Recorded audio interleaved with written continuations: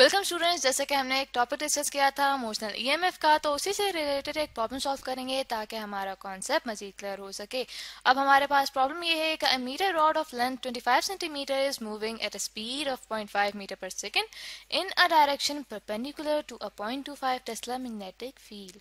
ठीक है, अब हमें कहा गया है कि हमारे पास एक मीटर रॉड है, तो यहाँ पे इस तरह करते हैं, एक मीटर रॉड ड्रॉ करते हैं। ठीक है, और इसकी जो लेंथ है वो हमें बताई गई है कि कितनी है, वो है 25 सेंटीमीटर। ठीक है, जिसे हम कैपिटल एल से डिनोट करेंगे। तो हमें कहा गया है कि जो हमारे पास मीटर रॉड है ये मूव कर रहा है एक मैग्नेटिक फील्ड में, और मैग्नेटिक फील्ड में ऐसे मूव कर रहा है कि जो मैग्नेटिक फील्ड है वो इसके परपेंडिकुलर है। फॉर एग्जांपल यहाँ पे हम एग्जांपल ले लेते हैं कि जो मैग्नेटिक फील्ड है वो डायरेक्टेड इनटू द पेज है, यानी कि ये जो हमारे पास प्लेन मौजूद है, ठीक है, इसमें इसकी डायरेक्शन इनटू द पेज है। तो हमारे पास जो मीटर रॉड है वो मूव कर रहा है for example right hand side की तरफ। ठीक है, या फिर लेफ्ट हैंड साइड भी उसकी डायरेक्शन ले सकते हैं, लेकिन हमने सिर्फ ये शो करना है कि वो मैग्नेटिक फील्ड के परपेंडिकुलर मूव कर रहा है। अब हमें बताया गया है कि जो उसकी स्पीड है मूव करने की वो कितनी है, वो है हमारे पास 0.5 मीटर पर सेकेंड, और जो हमारे पास ये मैग्नेटिक फील्ड है वो कितनी है, 0.25 टेस्ला। अब जब ये हमारे पास रॉड मूव करेगा इस मैग्नेटिक फील्ड में, तो एक ईएमएफ प्रोड्यूस होगा इस रॉड में, और हमने वो ईएमएफ फाइंड आउट करना है। तो इस तरह करते हैं, सबसे पहले यहाँ पे डाटा लिख लेते हैं कि हमें क्या क्या क्वांटिटीज गिवन है इस प्रॉब्लम में।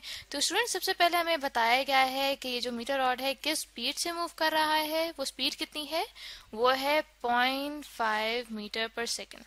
ठीक है, उसके बाद हमें कहा गया है कि जो इस मीटर रॉड की लेंथ है वो हमारे पास है 25 सेंटीमीटर।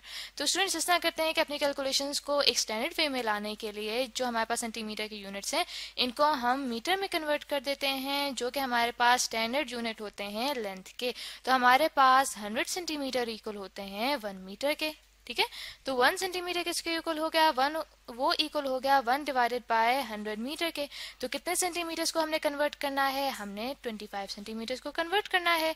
तो हमारे पास यहाँ पे बन जाएगा 1 divided by 100 multiplied by 25 metre. ठीक है, तो कैलकुलेट करने के बाद जो मेरे पास वैल्यू आ रही है लेंथ की, वो स्टूडेंट्स आ रही है 0.25 मीटर। इसके बाद हमें बताया गया है कि जो मैग्नेटिक फील्ड है वो कितनी है, वो हमारे पास है 0.25 टेस्ला। ठीक है, तो स्टूडेंट यहाँ पे जो टेस्ला की यूनिट्स हैं इसको सिंप्लीफाई करके लिख लेते हैं, ताकि जब हम आगे कैलकुलेशंस करेंगे और यूनिट्स को बैलेंस करेंगे तो हमें इजी हो जाएगा। तो हमारे पास यहाँ पे टेस्ला को सिंप्लीफाई करके आता है Newton per ampere per metre. ठीक है, तो इससे आगे हमने फाइंड आउट क्या करना है, हमने इंड्यूस्ड ईएमएफ फाइंड आउट करना है। तो यहाँ पे हम लिख लेते हैं कि हमने ई फाइंड आउट करना है। तो स्टूडेंट्स, इस प्रॉब्लम को सॉल्व करने के लिए हम रॉड में इंड्यूस्ड ईएमएफ के लिए जो फॉर्मूला होता है उसको यूज करेंगे, जो कि हमारे पास होता है E इक्वल्स टू VBL। ठीक है, अब यहाँ पे देखें हमारे पास तीनों वैल्यूज मौजूद हैं, हमारे पास स्पीड की वैल्यू भी मौजूद है, मैग्नेटिक फील्ड की वैल्यू भी मौजूद है, और लेंथ L की वैल्यू भी मौजूद है। तो यहाँ पे इस तरह कहते हैं, वैल्यूज पुट करते हैं, तो हमारे पास यहाँ पे आ जाएगा 0.5 मीटर पर सेकेंड। ठीक है, जो कि हमारे पास स्पीड की वैल्यू है। उसके बाद हमें मैग्नेटिक फील्ड की वैल्यू भी पता है, जो कि हमारे पास है 0.25 Newton per ampere per metre. ठीक है, और आगे हमारे पास जो लेंथ की वैल्यू है वो हमने मीटर्स में कन्वर्ट करी थी, जो कि थी 0.25 मीटर। तो कैलकुलेटर से कैलकुलेट करने के बाद मेरे पास जो इंड्यूस्ड ईएमएफ की वैल्यू आ रही है वो आ रही है 3.13। ठीक है, 3.13 इंटू 10⁻⁻²। ठीक है, तो स्टूडेंट्स इस तरह करते हैं, यहाँ पे हमारे पास जो यूनिट्स हैं उनको बैलेंस आउट कर लेते हैं। ठीक है, तो हमारे पास देखें यहाँ पे यूनिट्स क्या हैं, वो हैं मीटर पर सेकेंड। ठीक है, जो कि मल्टीप्लाई हो रहे हैं Newton per ampere per metre, then metre. ठीक है, मीटर पर मीटर से कट गया। अब देखें यहाँ पे हमारे पास क्या यूनिट्स बचे हैं, यहाँ पे हमारे पास बचे हैं newton metre divided by ampere second. ठीक है, अब देखिए हमारे पास करंट का रिलेशन ये होता है कि किसी पॉइंट से एक टाइम में जितने चार्जेस पास होते हैं वो हमारे पास करंट की वैल्यू देते हैं। दैट मीन्स कि करंट I इक्वल होता है Q डिवाइडेड बाय T।